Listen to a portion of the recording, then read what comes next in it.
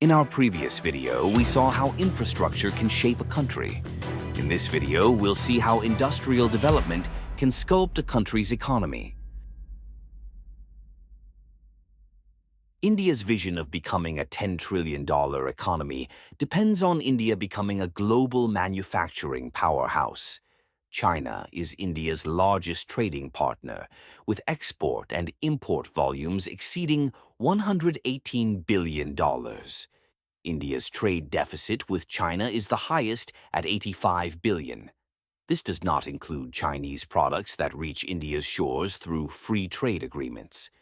This gap was less than $1 at the turn of the century, when China joined the World Trade Organization. China has transformed itself into the factory of the world by opening up to foreign direct investment. This has allowed China to set up cutting-edge factories that manufacture intermediates as well as final products. Subsequently, the government also raised tariff and non-tariff barrier to block Chinese goods, similar to the U.S.'s small yard, high fence strategy. The automobile industry contributes 7.1% of India's GDP and 4.7% of its exports. This industry gets customer feedback and uses it to satisfy the customer. The government's production-linked incentive scheme is designed to accelerate manufacturing in 14 sectors. This scheme incentivizes manufacturing or products that substitute imports and capitalizes on opportunities emerging from the China Plus One strategy, especially in the manufacture of advanced electronic items and components. India is also focusing on new-age products. These include electric vehicles, cleaner hydrogen-based cars, pharmaceutical ingredients, telecom and networking products, drones, and related products. India is making heavy investments in its railway and highway networks. These investments are intended to facilitate the transportation of raw materials and finished goods. The introduction of the Goods and Services Tax has made it easier to do business in India. However, the availability of land to set up factories and robust supply lines are still major challenges.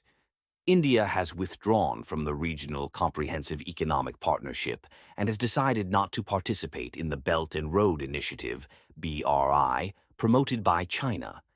India decided to enter into a trade and economic partnership agreement with other countries.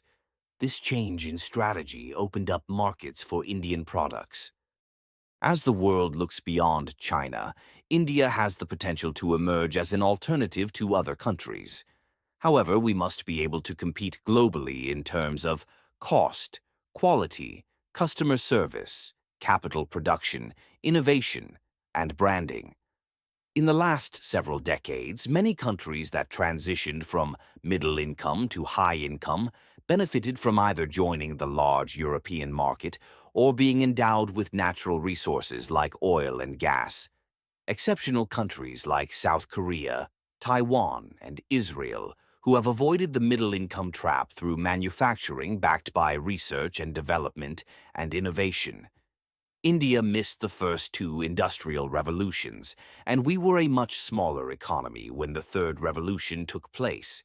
The fourth industrial revolution plays to India's strengths. The cyber systems, nano factories, artificial intelligence, machine learning, robots, and additive manufacturing will have to be adopted at scale to reduce costs and enhance people and capital productivity. Improving quality and customer service must become an obsession in Indian industry. India needs to make a big change in its approach to research and development and innovation. India spends less than 1% of its GDP on research and development. South Korea, Taiwan, and Israel spend 2 to 3%, and China spends 2.5%. Taiwan is known for its research and development in semiconductor, electronics, and telecommunication. We need to build an innovation ecosystem where the public sector and the private sector work together on research and development and startups. Our industrial policy should seek a future that creates many jobs. Indian industries must strive to be more inclusive, international, innovative, and independent. Manufacturing growth in India has been adversely affected by undesirable management practices that were developed prior to 1991. These practices are a major reason why the contribution of manufacturing to GDP remains under 16%. Our car industry has grown steadily over the years. We are now the third largest car market in the world. The component industry has grown even faster, thanks to the policy adopted by Maruti Suzuki India Limited in 1983 to treat component manufacturers as partner and work with them to keep improving their competitiveness. India has an abundance of natural resources, and its people have the skills required for engineering and manufacturing. India has a large labor force, and no other country can offer this advantage. This will make India a global manufacturing hub. It will attract foreign investment and create jobs.